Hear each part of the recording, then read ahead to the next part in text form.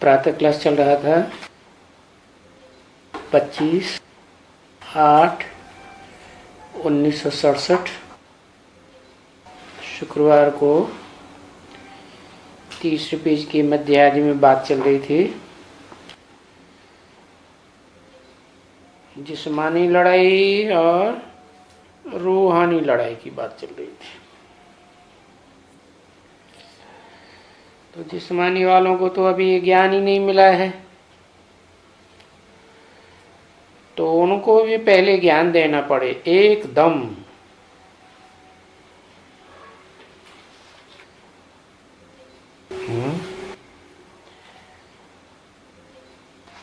इस जन्म वालों को तो देंगे, तो जो पूर्व जन्म से लगातार लड़ाइयों में लड़ते चले आ रहे हैं उनको एकदम नहीं देंगे। उनको तो पहले एकदम देना पड़े ना, देना पड़े माना ये बहुत जरूरी है, क्योंकि बिल्कुल गाया हुआ है यहाँ मैंने कहा इस दुनिया में सब जगह में गाया हुआ है। सब जगह में कहाँ कहाँ क्रिश्चियन और मुसलमान क्या इस बात को मानते हैं कि लड़ाई में मरेंगे लड़ते लड़ते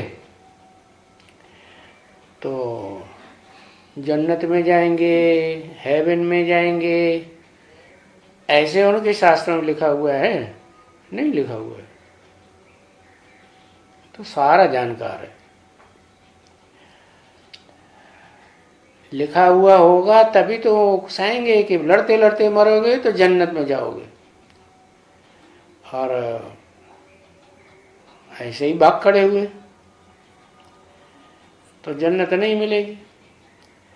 ताकि जी जान से लड़ते रहें।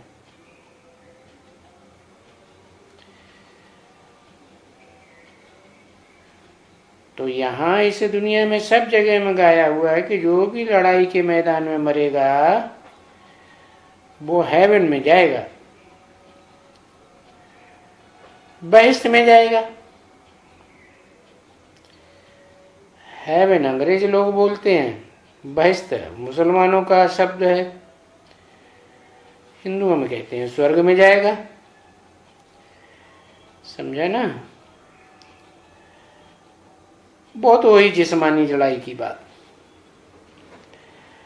अभी इस लड़ाई का, रूहानी लड़ाई का, इस लड़ाई का महत्व देखो कितना बड़ा है।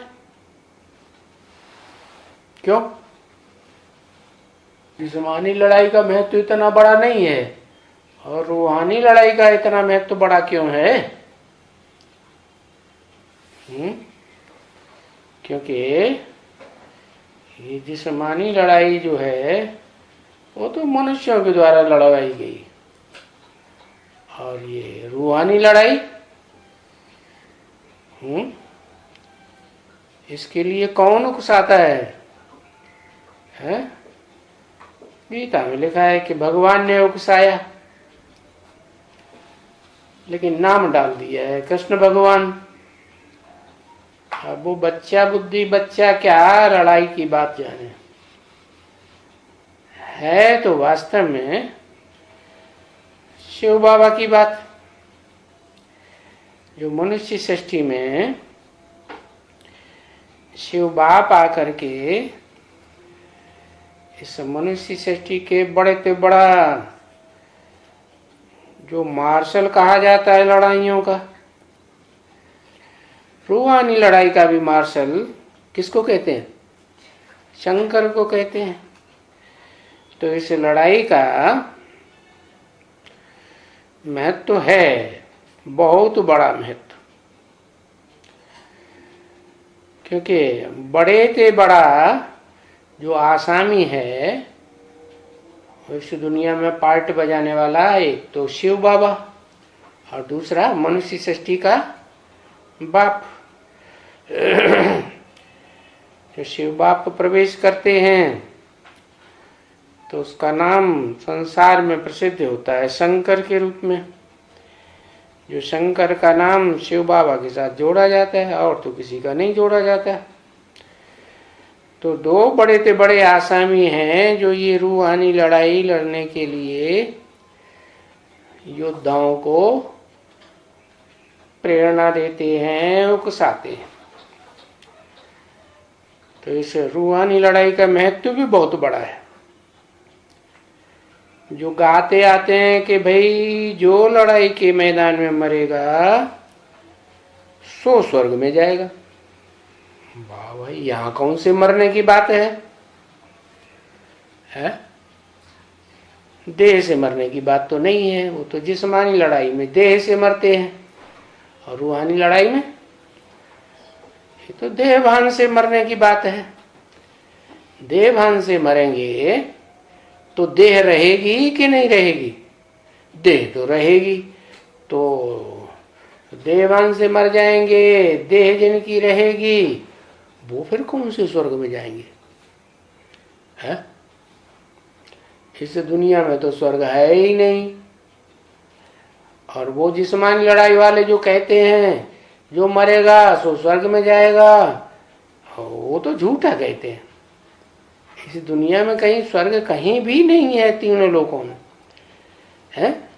है ही ये द्वापर कलयुग की द्वैतवादी दुनिया। तो इसमें स्वर्ग कहां से आया?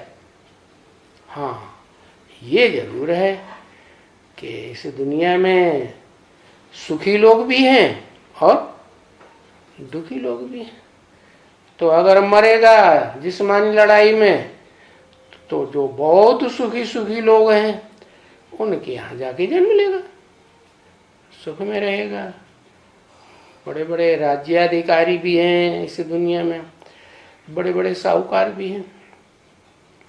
बाकी रूहानी लड़ाई में जो देहभान से मरेंगे उनकी देह तो रहेगी ना। देह रहेगी तो कहां जाएंगे?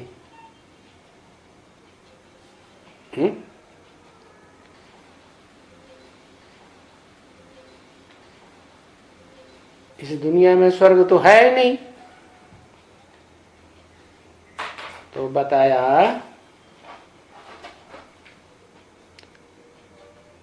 आत्म की स्थिति को स्वर्ग कहेंगे। उससे स्वर्ग बन जाता है। एक आदमी की आत्म की स्थिति बन गई तो स्वर्ग बन जाएगा? है?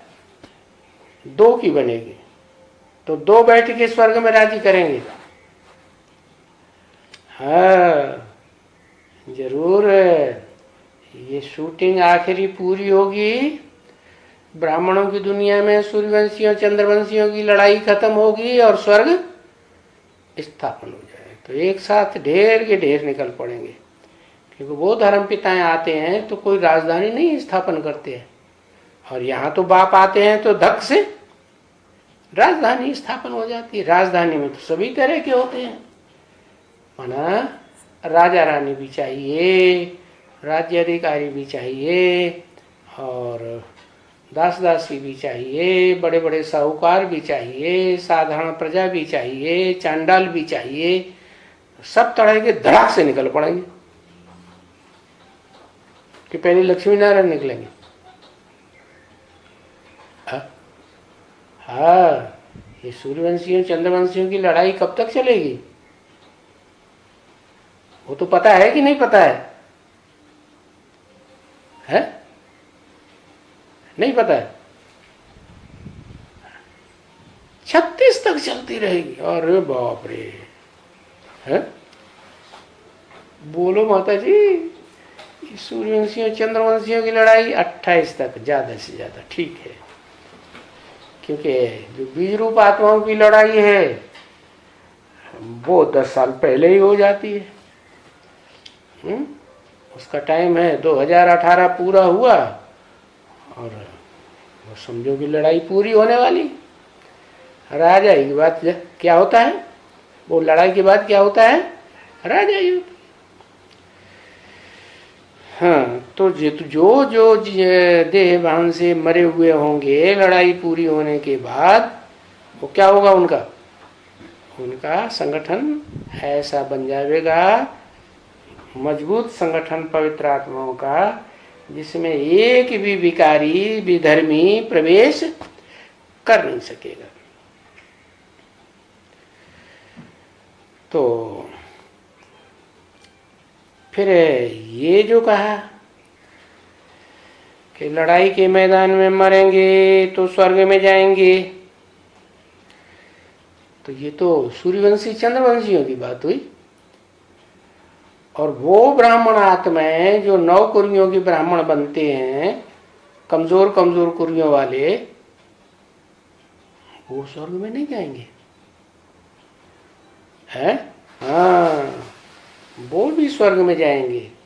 वो तब जाएंगे जब पूरी दुनिया का विनाश होगा, और विनाश होने के बाद 5 तत्वों का भी संस्कार होगा, परिवर्तन होगा, सात्विक बनेंगे।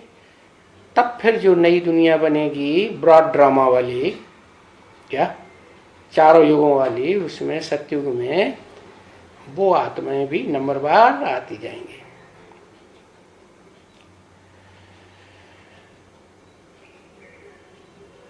अब ये तुम बच्चे जानते हैं कि स्वर्ग में तो अभी कोई जा ही नहीं सकता, क्योंकि इस दुनिया में स्वर्ग है ही नहीं, तो जाएंगे कहां से? तो 28 में कहां से जाएंगे? है बीज रूप आत्माओं की दुनिया की बात है 18-19 की, 2018-19 की। वो तो छोटी लड़ाई है। बीज रूप आत्माओं की दुनिया में योद्धाएं थोड़े हैं, तो लड़ाई भी थोड़ी है। और वहां सूर्यवंशियों के चंद्रवंशियों की तो बड़ी लड़ाई है। संसार में प्रसिद्ध है क्या? कौन सी लड़ाई? महाभारत का युद्ध। भले ही आखिरी लड़ाई नहीं है दुनिया की, आखिरी लड़ाई तो चतुर्थ विश्व युद्ध है कि तृतीय विश्व युद्ध? तृतीय विश्व युद्ध है महाभारत युद्ध। चतुर्थ विश्व युद्ध है जिसमें सारी दुनिया स्वाहा हो जाएगी। तो उसके बाद ही तो स्वर्ग बनेगा ना, जब सारी दुनिया स्वाहा हो जाए। कि पहले बन जाएगी? पहले तो बनने का सवाल ही नहीं। अभी है तो ये भगवानवाच कि लड़ाई में जो मरेंगे, चाहे जिस्मानी लड़ाई हो चाहे रूहानी लड़ाई हो, लिखा हुआ तो है गीता में। तो गीता में जब लिखा हुआ है तो गीता में तो रूहानी आत्माओं के लिए लिखा हुआ है। लिखा हुआ है कि आत्मा अणुरूप है, ज्योति स्वरूप प्रकाशित है। तो भगवान वाच है ना। भले भगवान का नाम गलत लिख दिया है, लेकिन जब असली लड़ाई होती है तो भगवान भी तो असली रूप में प्रत्यक्ष होता है। वो तो सबसे बड़ा बादशाह है ना, उसको कहते हैं ईश्वर। ईश्वर माने ईश माने शासन करता, वर माने श्रेष्ठ। दुनिया में सबसे श्रेष्ठ ते श्रेष्ठ शासन करने वाला कौन? ईश्वर। ये कोई मनुष्य मात्र इतना बढ़िया शासन कर ही नहीं सकता। मनुष्यों का बाप भी क्यों न हो? कौन? मनुष्यों का बाप कौन? प्रजापिता, जो विश्वनाथ शंकर कहा जाता है। ऐसे नहीं कि शंकर और प्रजापिता एक हैं। जिस समय पार्ट की बात है, जिस समय पार्ट बजाता है बाप का, जन्म देने का, वर्षा देने का, उस समय प्रजापिता है। और जब संकरण होता है आत्माओं के पार्ट का, तो उसे शंकर कहा जाता है, क्योंकि शंकर तो सूक्ष्म वतनवासी। सूक्ष्म वतनवासी का मतलब ये नहीं कि उसको देह नहीं है, देह तो है, तभी तो मूर्तियां बनी हुई हैं शंकर की। शिव का लिंग दिखाया जाता है। ऐसे थोड़े कहते शंकर लिंग, क्या कहते हैं? शिवलिंग कहते हैं। तो शिव की आत्मा का लिंग दिखाया जाता है, और वो लिंग भी वास्तव में शिव जब प्रवेश करे तब ही तो लिंग बनेगा। लाल लाइट का लिंग दिखाते हैं, जो विदेशी लोग कहते भी रहे, मानते रहे कि खुदा क्या है, लाल लाइट का गोला है, तो उन्होंने उसको खुदा समझ लिया। वास्तव में तो खुदा शिव है ना, जो परमधाम से आता है। प्रजापिता तो इस सृष्टि पर, जिसे आदम वो लोग कहते हैं, वो तो इसी सृष्टि का है। तो शिव जब आए तो उन्होंने किसको कहा है? ये प्रश्न है कि तुम लड़ाई में मरेंगे, देवभान त्यागेंगे, भूहानी लड़ाई लड़ेंगे, तो जिस्मानी लड़ाई वालों को कहा या जो रूहानी लड़ाई लड़े उनके लिए कहा? रूहानी लड़ाई लड़ने वालों के लिए कहा ना। क्यों? वो जिसको वो लोग खुदा कहते हैं, खुद आता है, किसी के बुलाने से नहीं आता, वो तो शिव है ना। है, देखो हजारों साल हो गए, मुसलमान कितना मस्जिद में चिल्लाते हैं अल्लाह अकबर, जोर से मुंह पर मुंह करके बुलाते हैं। हिंदू लोग कितना गाते हैं कीर्तन, रड़ियां मारते हैं, है कहीं कहीं तो 24 घंटे का कीर्तन रख देते हैं, 7 दिन का रख देते हैं। कितनी भी रड़ियां मारी हो, वो तो आने वाला है नहीं, वो अपने टाइम पे आएगा। तो उसको खुदा कहा जाता है, लेकिन वो जानते नहीं खुदा कौन है। तो अब सवाल ये है कि खुदा जब आते हैं, जो निराकार है, ज्योति बिंदु है, बिंदु की कोई लंबाई चौड़ाई तो नापी नहीं जा सकती, वो तो अति सूक्ष्म बनाया जा सकता है ना। है, गीता में भी लिखा हुआ अणुअणियन।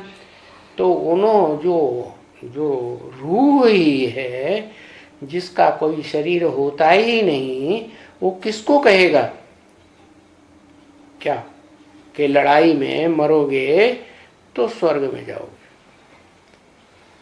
रूहानियत की बात है ना, मरना देवान की बात है ना, देवान को मारने की, देह को मारने की तो बात है ही नहीं। तो तुमको कहा या उन जिस्मानी लड़ाई लड़ने वालों को कहा? तुमको कहा, तुमको ज्ञान दिया है ना। है? वो आते हैं सुप्रीम सोल बाप, तो तुमको ज्ञान देते हैं कि तुम रूह हो, तुम कोई जिस्म नहीं हो। तो तुमको कहा नहीं, भगवान ने तो दोनों को कहा। क्या? जिस्मानी लड़ाई लड़ने वालों को भी कहा और तुमको भी कहा। तुम रूहानी लड़ाई लड़ते हो, तो ज्यादा ज्ञानी कौन हुआ? रूहानी लड़ाई वाला ज्यादा ज्ञानी हुआ ना। कहा तो दोनों को, क्योंकि वो भी आए करके समझ सकते हैं इस बात को। जिस्मानी लड़ाई वाले भी वो जल्दी समझ सकते हैं कि ये हम आत्मा हैं, तो आत्मिक स्थिति में रह करके हम लड़ाई लड़ेंगे और आत्मा ही बन जाएंगे, देहभान खलास कर देंगे, तो हम भी समझ सकते हैं। उनको भी ये समझाया जाता है, जिस्मानी लड़ाई लड़ने वालों को, कि अपन को आत्मा समझो, तुम देह नहीं हो। देह समझते हो तो तुमने देह की लड़ाई, हिंसक लड़ाई लड़ना शुरू कर दिया। अगर आत्मा समझोगे तो कौन सी लड़ाई लड़ोगे? रूहानी लड़ाई लड़ोगे या देहभान की लड़ाई लड़ोगे? है नहीं। तो अपन को आत्मा समझो और फिर तुमको सर्विस करनी है। अपन को आत्मा समझ करके रूहानी सेवा करनी है। क्या? तुमको जिस्मों की सेवा थोड़ी ही करनी है। रूह की सेवा करेंगे तो बुद्धि में रहेगा आत्मा आत्मा सब बाय बाय।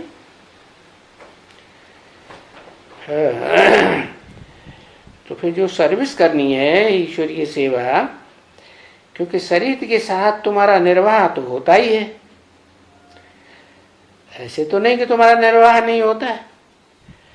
अभी अगर तुम स्वर्ग में जाना चाहते हो, हाँ, क्योंकि ऐसे तो है नहीं कि नहीं जाना चाहते, कि अभी लड़ाई के मैदान में, लड़ाई का मैदान है ही नहीं।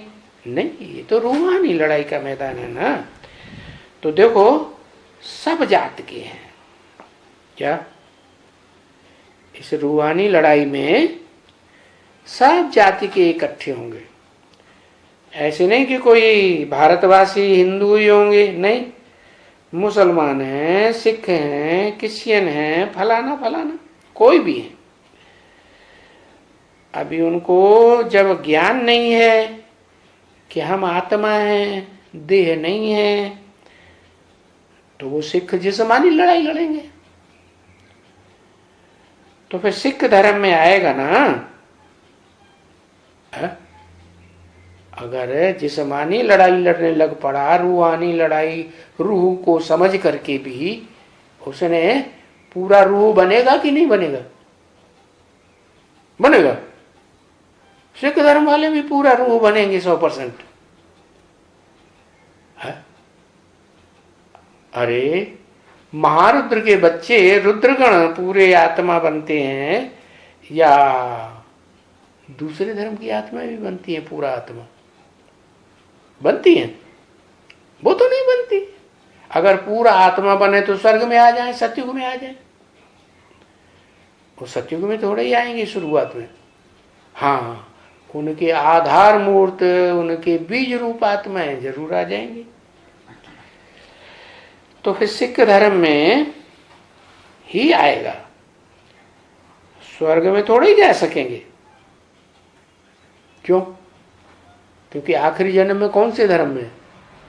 सिख धर्म में है ना। तो आखिरी इंजाम उसका क्या होगा? है आखिरी इन कहाँ चला जाएगा?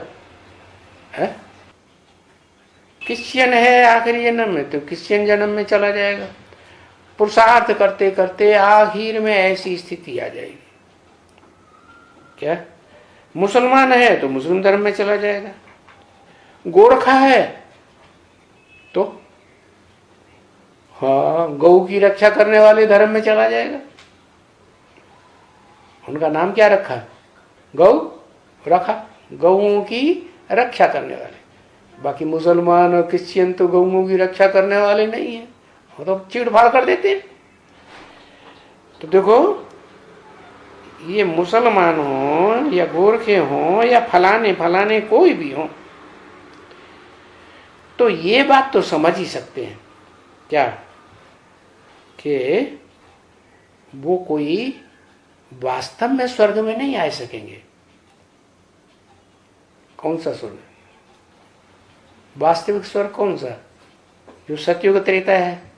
क्योंकि सिख धर्म तो जो उनका धर्म पिता है वो तो आता ही कब है?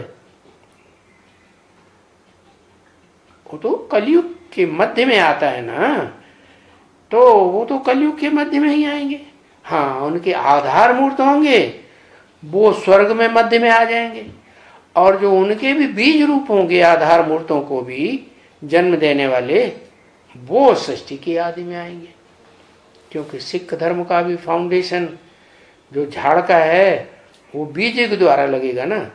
तो हर धर्म की बीज रूप आत्माएं कहां से शुरू होती है? एकदम ऊपर से। संगम युग में जो स्वर्ग तैयार होता है, जो देवभान से मरते हैं, और देह तो रहती है उनकी बीज रूप आत्माओं की। उनका बीज है, देह का भी बीज है, उनकी आत्मा का भी बीज है, तो वो आ सकेंगे बीज रूप आत्माएं। और जो आधार मूर्त आत्माएं वो देवभान से पूरी नहीं मरेंगी। क्या? तो कहाँ आएंगी? जब स्वर्ग स्थापन होगा ब्रॉड ड्रामा का, तो फिर वहां आएंगी, वो भी अपने नंबर पर। परंतु अगर यहां आए करके तुम बच्चों से, ब्राह्मणों से वो लोग ज्ञान लेवे, तुम बच्चों से, तुम बच्चों माने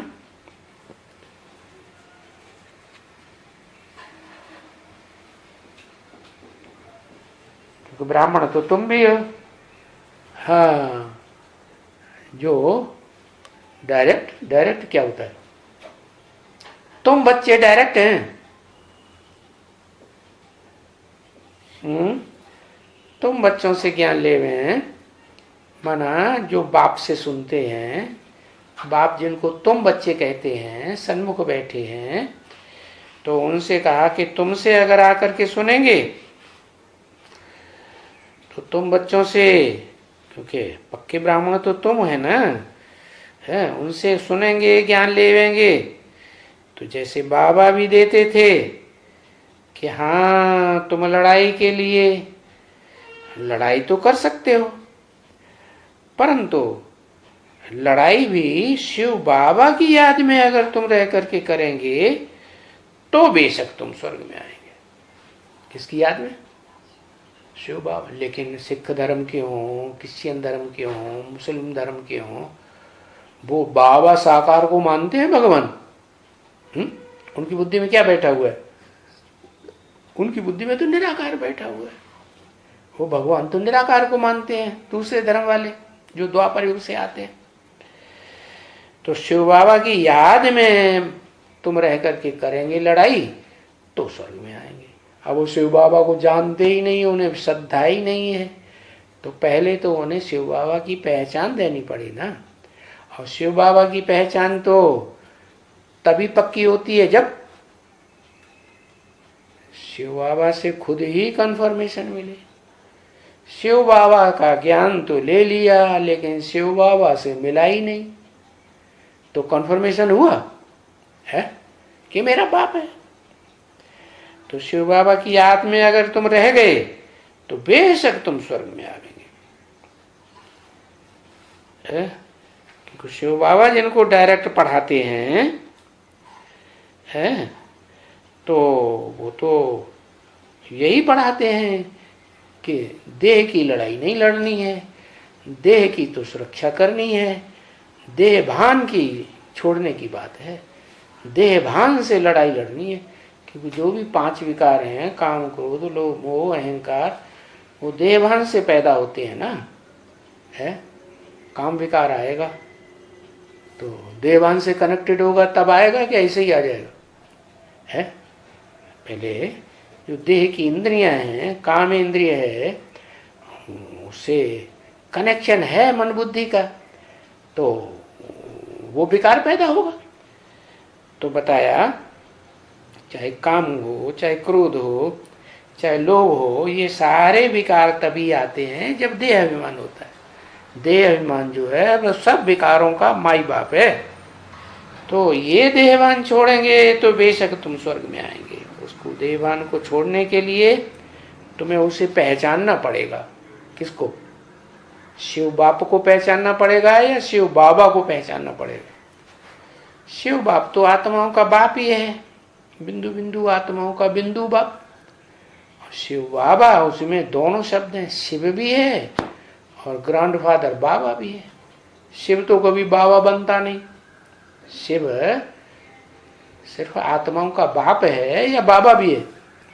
जब शरीर में प्रवेश करेगा तो बाबा बनता है। सब धर्म, सब संबंध बनते हैं। तो उसको पहचान जरूरी है, और उसकी पहचान करेंगे तो तुम उसे याद भी करेंगे कि हाँ ये शिव बाबा है, शिव भी है और हमारा ग्रैंडफादर भी है, हमारी आत्माओं का बाप भी यही है और हमारे देह का बाप भी यही है, तो बेशक तुम स्वर्ग में आवेंगे। बस अब ऐसे तो नहीं। फिर उनको ये समझाया जाता है कि इतना ज्ञान लेने से राजा बनेगा क्या, रानी बनेगा, राज्य अधिकारी बनेगा, या छोटा बड़ा दास दासी बनेगा, या बड़ा साहूकार बनेगा। राजधानी में तो सब तरह की चाहिए ना, तो फलाना बनेगा। तो ये फिर गहराई का ज्ञान भी लेना पड़ेगा। अगर वो राजा बनना चाहता है स्वर्ग में, देहभान छोड़ करके इसी देह से स्वर्ग में जाना चाहता है, तो क्या करना पड़े? गहराई से ज्ञान उठाना पड़ेगा, या सिर्फ ऊपर ऊपर का बेसिक ज्ञान उठा लिया तो चलेगा? नहीं। ये जो तथाकथित ब्रह्मा कुमार कुमारियां ये क्या कर रहे हैं? ऊपर ऊपर का ज्ञान उठाए रहे हैं या गहराई से ज्ञान उठाए रहे हैं? उनको पता है कि राजा रानी कौन बनेगा स्वर्ग में है? देवभान से मरने वाला डायरेक्ट इसी जन्म में इसी शरीर से राजा बनेगा, वो तो उनकी बुद्धि में है। वो तो क्या समझते हैं है? इस जन्म में हम ज्ञान में चलेंगे, बाबा के बनेंगे, पवित्र रहेंगे, तो अगले जन्म में जाके हम स्वर्ग में जाएंगे। क्योंकि जिससे पढ़ाई पढ़ते हैं प्रैक्टिकल में, उसकी बुद्धि में क्या है? ब्रह्मा से पढ़ाई पढ़ते हैं ना, तो उसकी बुद्धि में क्या है? ब्रह्मा की बुद्धि में है क्या? शरीर छोड़ देंगे। और शरीर छोड़ भी दिया, और अगले जन्म में जाकर के जब ब्रॉड ड्रामा शुरू होगा तो फर्स्ट सीन सतयुग में जाके जन्म लेगा और वहां राजा ही होगा। तो उससे पढ़ने वाले भी क्या गति होगी? वो ही गति होगी। तो इतना ज्ञान लेने के बाद फिर देवभान को छोड़ने वाला इसी जन्म में राजा बनेगा। इतना ज्ञान लेगा क्या? एक तो राजा बनते हैं द्वापर कलयुग में भी, वो तो दूसरे धर्म के भी बनते हैं, और जो दूसरे धर्म के धर्म पिता हैं और उनके फॉलोअर्स जिनमें प्रवेश करते हैं, आधार बनाते हैं जिनको अपना पार्ट बजाने के लिए पहले जन्म में, तो वो तो आधार मूर्त आत्मा है। जिनमें प्रवेश किया ना धर्म पिताओं ने, उनके फॉलोअर्स ने, वो आधार मूर्त आत्माएं, वो तो भारतवासी होती है। और वो भारतवासी आधार मूर्त आत्माएं भी कम जन्म लेने वाले होते हैं कि पूरे 84 जन्म लेने वाले हैं? कम जन्म लेने वाले होते हैं। तो कम जन्म लेने वाले होंगे तो कम कला के देवता बनेंगे या संपूर्ण देवता बनेंगे? है? कम कला के देवता बनेंगे। तो कम कला के देवता जो हैं वो फिर कम कला के जो कमजोर धर्म हैं उन धर्मों के आधार बनते हैं। जो पावरफुल धर्म है द्वैतवादी युग में, उनकी तो पावरफुल आधार मूर्त चाहिए, पावरफुल जड़ें चाहिए। जड़ों को आधार कहा जाता है सृष्टि रूपी वृक्ष का। तो ये फिर गहरा ज्ञान लेने से राजा बनेगा या रानी बनेगा या फलाना फलाना जो भी बनेगा। बाकी ये है कि उनको जास्ती नहीं समझा सकते हैं।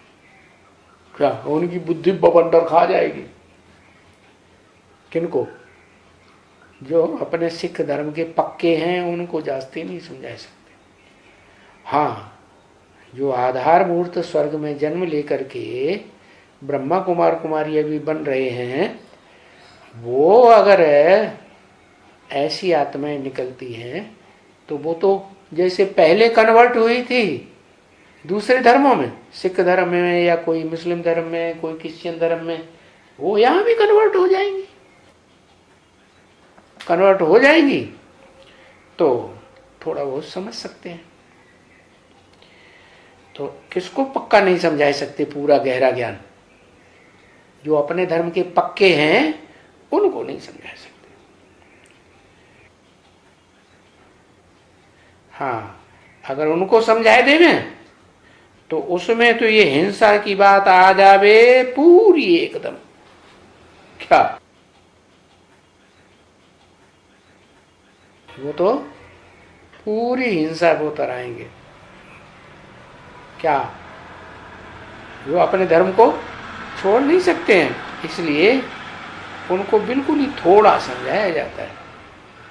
क्या ज्यादा ज्ञान की गहराइयों में उनको लेकर के नहीं जाना, परखना है कि ये किस तरह की आत्मा है?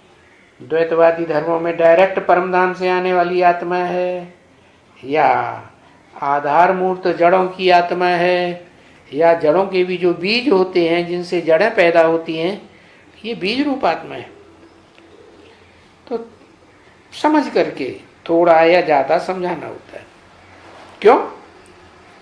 कि वो जब आते हैं कोई भी लड़ाई में, चाहे जिस्मानी लड़ाई हो चाहे रूहानी लड़ाई हो, तो वो लड़ाई में भी अपने अष्ट देवता का याद जरूर करते हैं।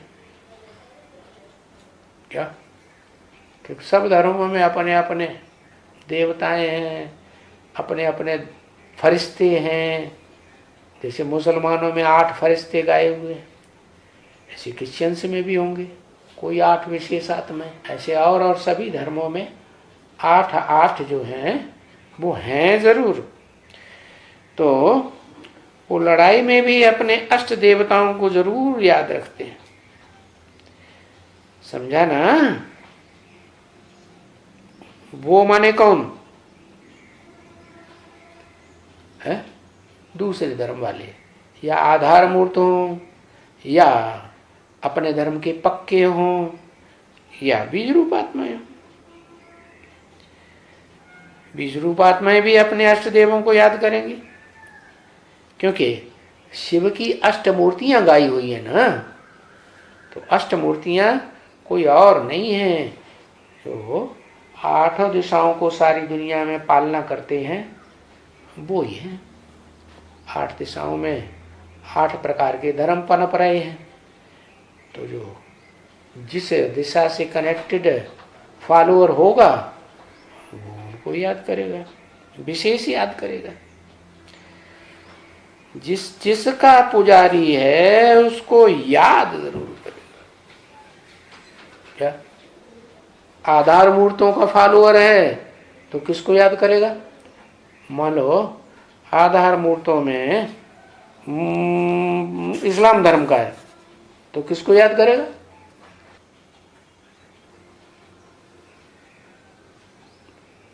कौन सी आत्मा को याद करेगा?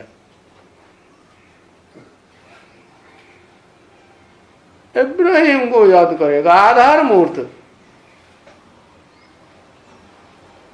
माता को याद करेगा, कौन सी माता को याद करेगा? नाम बताओ।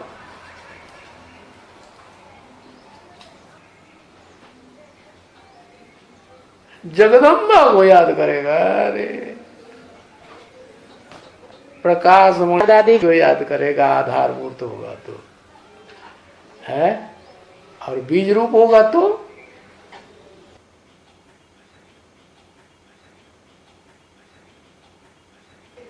है। हाँ, इस्लाम धर्म का जो बीज रूप होगा तो इस्लाम धर्म की आधार मूर्त को याद करेगा। अब इस्लाम धर्म की आधार मूर्त फिर सेवा से दिखाई पड़ेगी कि किसने जास्ती सेवा करी है। उसके बाद सेवा जो है वो उनके पद को प्रत्यक्ष कर देगी। तो जिसका जो पुजारी है उसको याद जरूर करता है। अगर सिख है तो फिर देखो है क्या बोलेगा है। अष्टदेवों में गोविंद सिंह का नाम होगा कि नहीं होगा? होगा। तो बोलेगा गोविंद की, गुरु गोविंद की जय। तो वो है ना इनका, है हो करके गया ना लड़ाई में। वो बच्चे किसके दीवार में चिनाए गए थे? गोविंद सिंह के चिनाए गए। इतना बड़ा त्याग। और बच्चे भी आराम से कैसे चढ़ गए दीवार में। उन्होंने भी चू नहीं किया कि हम तुम्हारा धर्म स्वीकार करते हैं। या नाक तक दीवार पहुंच गई, सांस बंद हो गई तो वे फड़फड़ाए नहीं। वाह भाई, इतना त्याग। तो उनका नाम लेंगे या नानक का नाम लेंगे?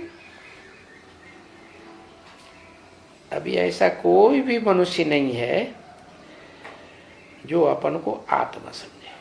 अभी कभी,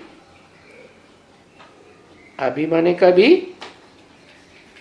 1967 की वाणी है कि वहां कोई भी मनुष्य नहीं है जो अपन को आत्मा समझे।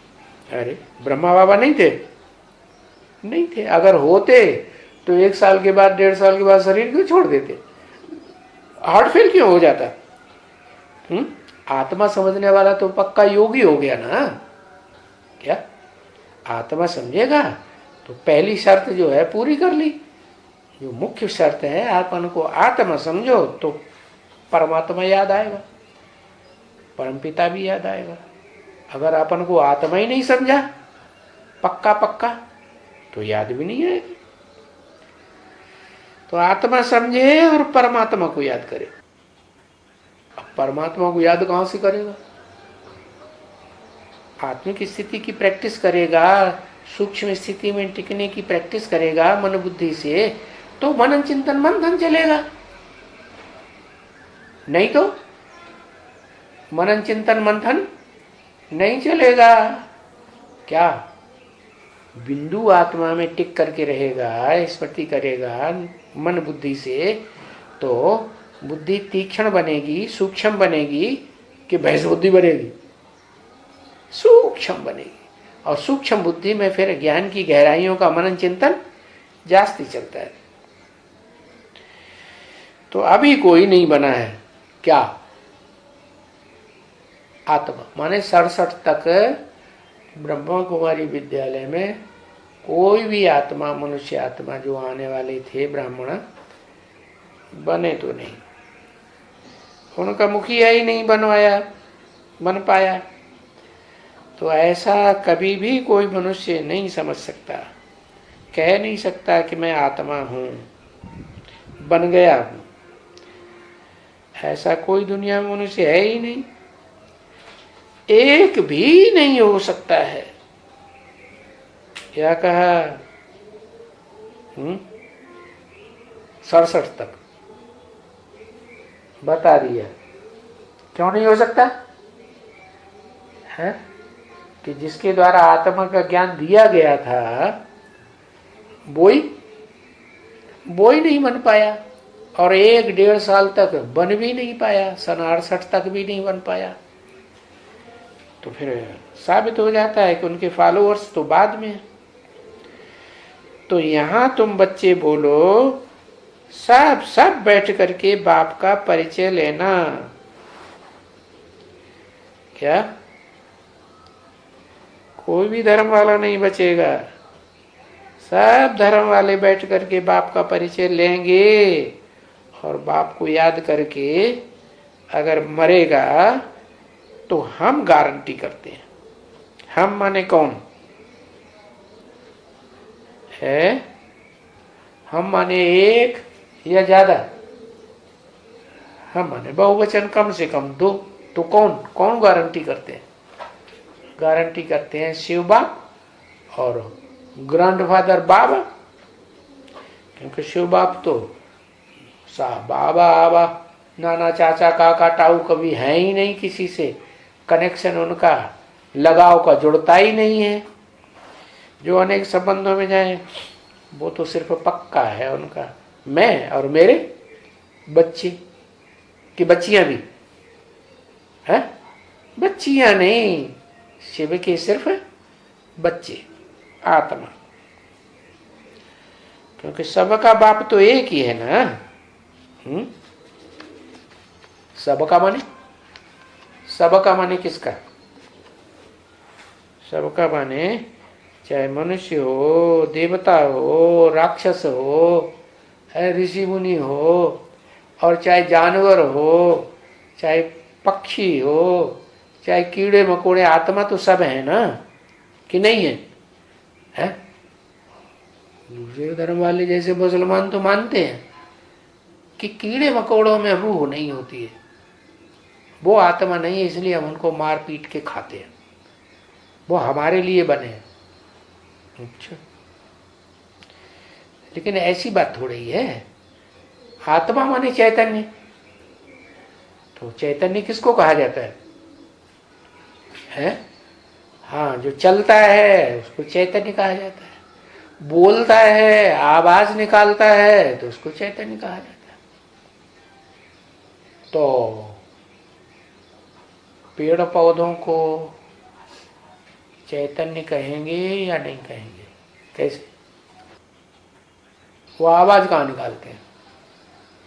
चलते तो हैं, बड़े होते हैं, छोटे हैं तो बड़े हो जाते हैं। कुछ बड़े हुए तो कुछ चढ़े ना, चले ना, और आवाज कैसे निकालते हैं? हवा चलती है तो पत्ते आपस में टकराते हैं और आवाज होती है। तो वो सबका बाप है। ऐसे नहीं कि भारतवासियों का ही बाप है, भारत में आता है, नहीं, सबका बाप है। माना इस मनुष्य सृष्टि में जो भी जिस धर्म के भी मनुष्य मात्र हैं उन सबका बाप है। तो वो ही पतित पावन है। लेकिन तो पतित पावन है अगर उनको ये समझाए करके कि बाप तो सबका वो ही है ना, है? पतित पावन भी उनको कहेंगे, क्योंकि पतितों को पावन बनाने वाला है।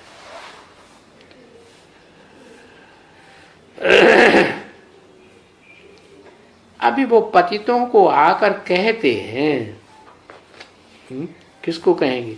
जानवरों को कहेंगे? जानवर थोड़े सुनेंगे, है? पक्षियों को थोड़े कहेंगे, किसको कहेंगे? जो उनकी बात सुनेंगे उन्हीं को कहेंगे। तो वो पतिकों को आकर के कहते हैं। तो बताओ, ब्रह्मा मनुष्य है कि नहीं है? तो उसको कहते हैं कि नहीं? कहते हैं। मुरली में तो बोला है, मैं तुमको सुनाता हूं, इनको थोड़ी बात करता हूं। मैं तुमको सुनाता हूं, ये तो बीच में सुन लेता है। तो बात किससे की? जो सिर्फ सुनता है कि सुनने के साथ समझता भी है? बच्चा बुद्धि समझेगा या सुनेगा? सिर्फ सुनेगा तो, लेकिन गहराई की बात समझेगा नहीं। तो पतितों में भी पतितों को आकर कहते हैं। इसका मतलब ये पूरा पतित नहीं कहेंगे, क्योंकि सृष्टि रूपी रंगमंच पर बाद में आने वाली आत्मा है या पहले आने वाली है? बाद में आती है। तो बाद में आती है वो तो पूरी पतित नहीं है। पूरी पतित उन्हें कहेंगे जो सबसे पहले सृष्टि रूपी रंगमंच पर आते हैं और सबसे बाद में सृष्टि रूपी रंगमंच से जाते हैं। तो वो पूरे पतित बनते हैं। तो पतितों को ही आकर के कहते हैं, मुझे याद करने से तो मेरे नजदीक आ जाएंगे। ओम शांति।